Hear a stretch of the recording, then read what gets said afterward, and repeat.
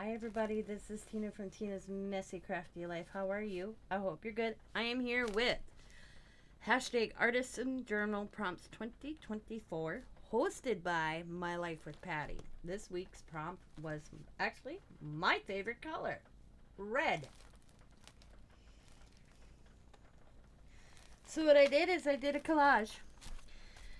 I painted the background all red and found these cool little images. This is collage soup. I bought it a while ago because it was red, and I have yet to use it. Well, today I did.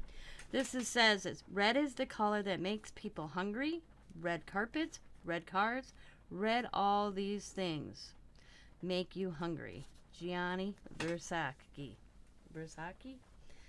I think he's a fashion designer that was murdered actually in Miami. If I'm thinking it's the same person.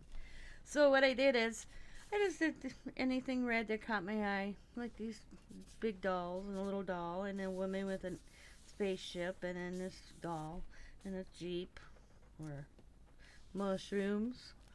This doll, she was missing an arm. It was weird.